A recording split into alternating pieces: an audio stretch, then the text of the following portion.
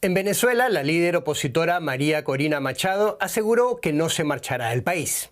Eso después de la salida al exilio en España de Edmundo González Urrutia, al que muchos, tanto dentro como fuera de Venezuela, ven como el verdadero ganador de las elecciones presidenciales del pasado 28 de julio.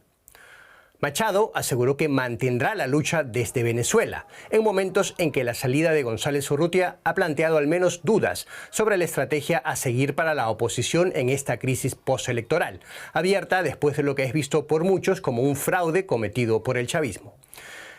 Vamos a escuchar cómo comentaba María Corina Machado los temores a que la represión se centre ahora en ella tras la salida de González Urrutia. Evidentemente, si algo cambia la salida del mundo, desde alguna perspectiva que puede incrementar el riesgo sobre mí, no lo sé. Pero en todo caso, yo he decidido permanecer en Venezuela y acompañar la lucha desde aquí. A la comunidad internacional le hemos pedido y ratificamos hoy más que nunca que procede el reconocimiento de Edmundo González Urrutia como presidente electo. Hemos tenido múltiples contactos con presidentes, primer ministros, cancilleres en este sentido. Queremos comentar todo esto ahora con Günther Mayholt, politólogo y experto en América Latina que nos acompaña aquí en Berlín. Hola, buenos días, señor Mayholt, ¿cómo está? Muchas gracias. Señor Mayholt, la líder opositora María Corina Machado ha asegurado que para ella la lucha de la oposición no cambia en nada. Pero ¿qué tan debilitada está la oposición venezolana en realidad tras la salida de González Urrutia? No hay duda que la salida de González Urrutia está debilitando de alguna manera el planteamiento estratégico de la misma oposición, porque se había tenido en perspectiva un juramento popular de Edmundo González frente al juramento oficial de Maduro para darle así un mensaje muy claro al mundo quién había ganado las elecciones y quién tenía la legitimidad de llevar adelante el futuro del país. En este sentido, con la ausencia de González Urrutia en territorio, cambia esta perspectiva y habrá que hacer ajustes en la estrategia de la oposición. Como parte de esos ajustes a los que se refiere justamente, oíamos a Machado pedir a la comunidad internacional que reconozca a González Urrutia como presidente electo, que no todos los países lo han hecho algunos como Estados Unidos, algunos países latinoamericanos, pero justamente no todos. ¿Es ese un instrumento para que la comunidad internacional pueda ayudar a destrabar esta crisis o qué otras posibilidades tiene la comunidad internacional para intentar encontrar una salida?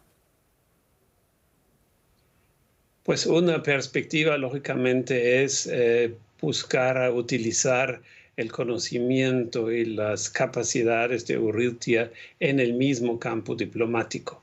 Es decir, de lograr ampliar de alguna manera los apoyos, pasearlo por todas las oficinas de presidentes y mantener así una presencia de González Urrutia en el exterior. Sin embargo, no hay que olvidar que las decisiones sobre el futuro de Venezuela se harán en el territorio nacional.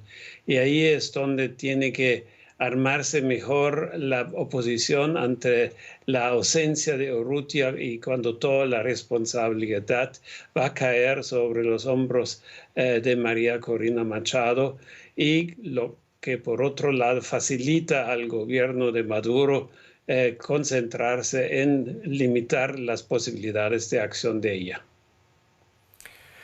Señor Mayholt, quizá como una pregunta para poner en contexto esto y las formalidades que todo este proceso implica, quizá puedes explicarnos por qué los países de la Unión Europea, sobre todo, han sido más cautos que Estados Unidos y que varios países latinoamericanos a la hora de calificar a González Urrutia como presidente electo. Pues la mayoría de los países ha dejado claro que las elecciones o los resultados oficialmente presentados de estas elecciones reflejan un fraude.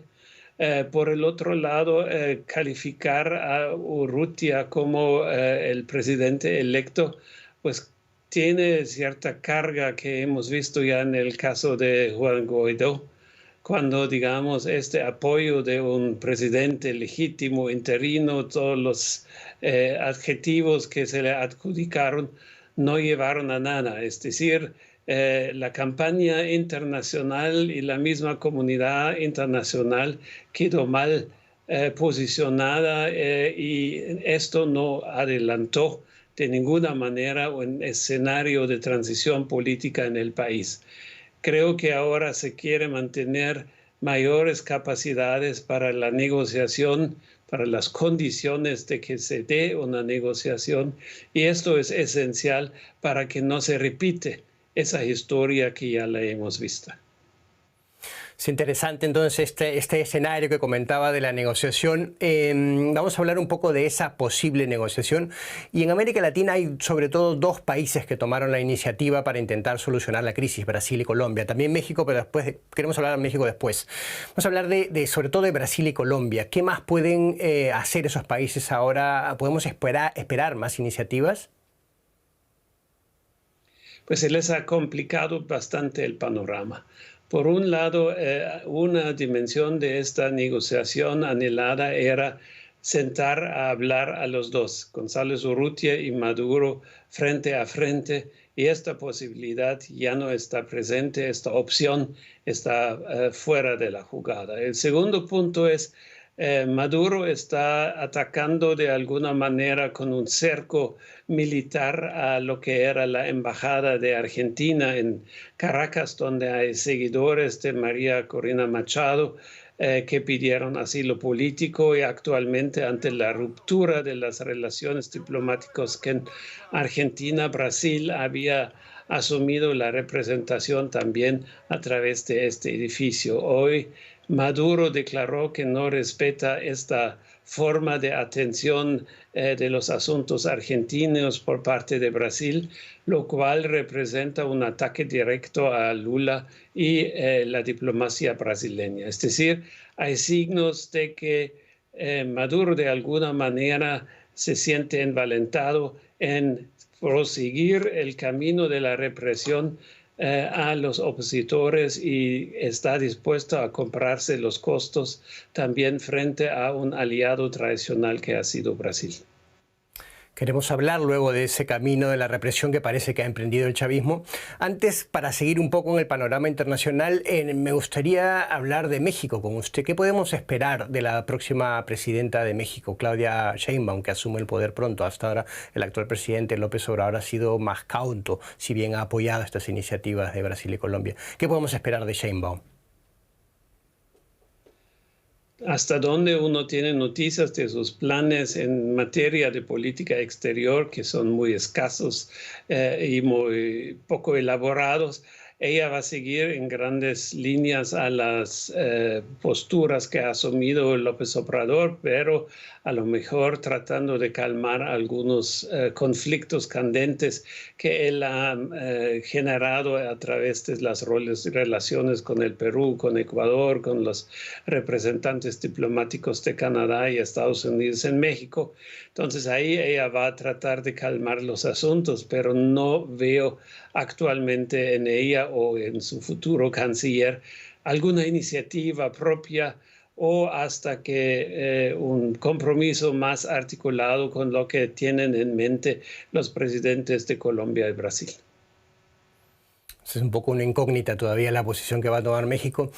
Y para hablar del otro gran actor internacional que puede jugar un papel en esta crisis, ¿qué iniciativas podríamos esperar de Estados Unidos? Pasos que todavía no haya dado.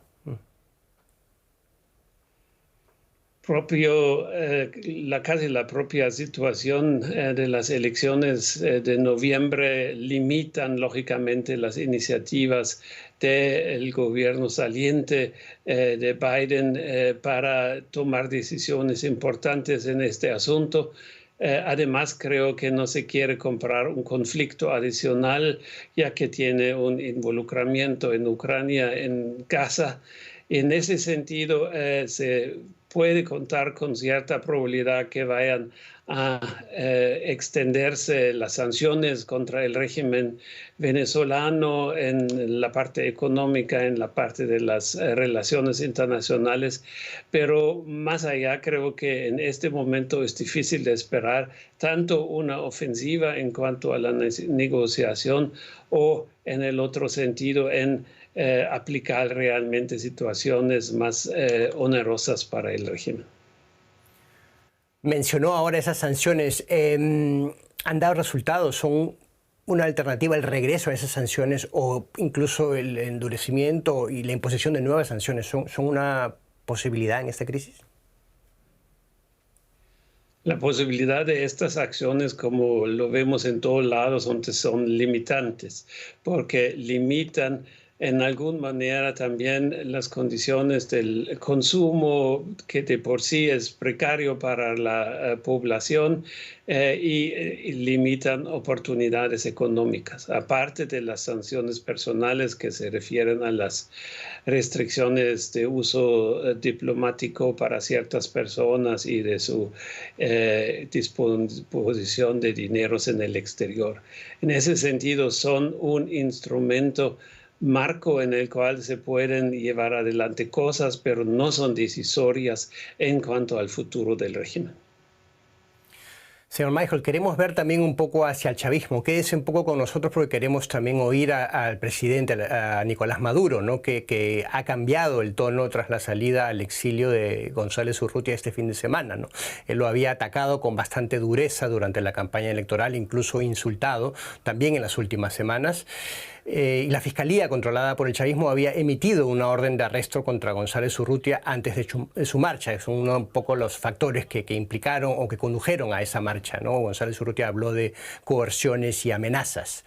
Vamos a oír ahora cómo comentó Maduro la salida al exilio de su ex rival electoral. Yo le puedo decir al embajador González Urrutia, con el cual he confrontado duro después del 29 de julio, que he estado atento a todo esto y comprendo el paso que ha dado y lo respeto y espero que le vaya bien en su camino. Ahí oíamos a Maduro. Señor Michael, ¿cómo interpretamos las palabras de Maduro? ¿Es alivio por la salida del que para muchos venezolanos es el presidente electo? Pues creo que Maduro expresa aquí muy claramente que un competidor a la distancia le hace la vida mucho más cómoda. Y esto creo que es lo que él siente como éxito de su campaña de represión, de persecución criminal contra Eduardo González, y de alguna manera se siente fortalecido con esto y cree que por el otro lado puede ganar con esta decisión de González Urrutia, que se calme el asunto en el país, ¿no? Que su visión es lograr calma en el país, esperando que ahí a través de esta situación puede ganar legitimidad. Es lo que le falta con el resultado electoral que hemos visto en los documentos presentados por la oposición. Y en este sentido también adelantar, digamos, la Navidad a octubre es también uno de estos instrumentos donde él quiere presentar una situación del país como que ya se superó lo peor, ya estamos en calma, ya todo va por el camino que yo estoy dirigiendo. Entonces, eso hablaría a favor del, digamos, de este camino de la represión que parece haber emprendido el chavismo hasta ahora. Por otro lado, los actores internacionales y la oposición esperan que haya alguna posibilidad de un diálogo para que el chavismo incluso llegue en algún momento a aceptar dejar el poder. ¿Ve alguna posibilidad de que se llegue a ese diálogo y a esas negociaciones en este momento? Veo posibilidades para el diálogo, pero no un diálogo que implique al final que Maduro salga del poder y haya un escenario de transición. Creo que está absolutamente claro que el bloque que está alrededor de él por la inclusión de los militares, de los aparatos de seguridad, se mantiene firme esencialmente con la defensa de las posiciones que han asumido.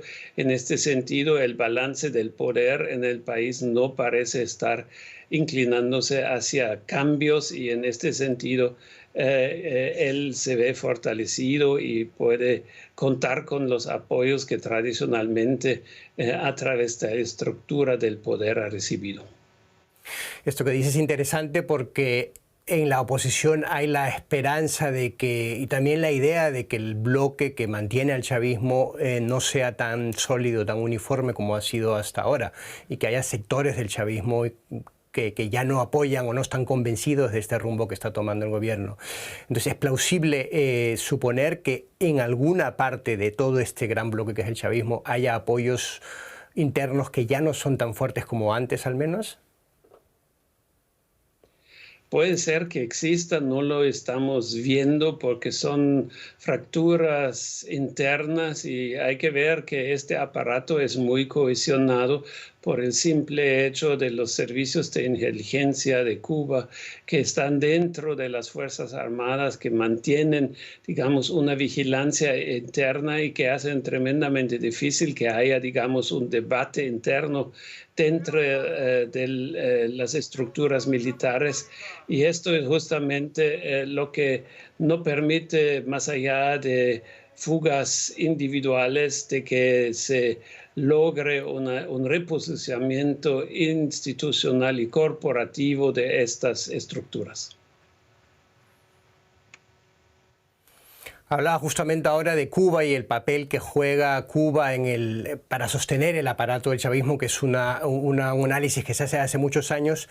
Me gustaría terminar hablando de otros apoyos internacionales que le quedan todavía al chavismo, sobre todo de apoyos que sean significativos para facilitar al chavismo la permanencia en el poder. ¿Cuáles son? ¿Los hay todavía? ¿Han perdido influencia, poder? Pues hay apoyos internacionales por parte de China que son más de carácter económicos y financieros. Hay apoyos de carácter más de militar y de financiamiento por parte de Rusia. Hay la cooperación que conocemos con Cuba, que es casi una dependencia mutua entre los dos países en cuanto a servicios de inteligencia, servicios de salud y educación que preste Cuba y algún suministro de petróleo por parte de Venezuela. Y hay un apoyo que hay que ver claramente, que es el desarrollo del precio del petróleo. Tanto mayor sea el precio, tanto mejor le va a la misma economía del país, junto con otras economías ilegales de oro y otros minerales.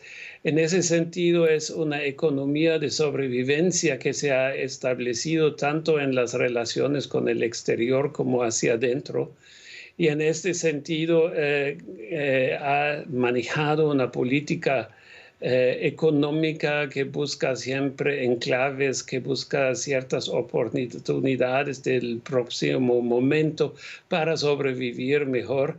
Y esto va en detrimento de la misma población que opte en algún caso, a lo mejor también ahorita con más fuerza por la migración hacia el exterior, lo que afecta a los países vecinos. Es un entramado muy difícil entre lo interno y externo.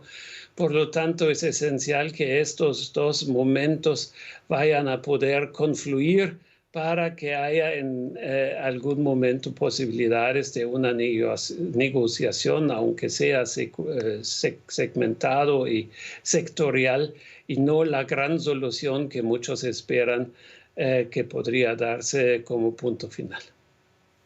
Es decir, al menos tendremos que esperar a que confluyan ciertos factores y seguro que no habrá, al menos eso es lo que creemos, una solución rápida a corto plazo de la crisis venezolana.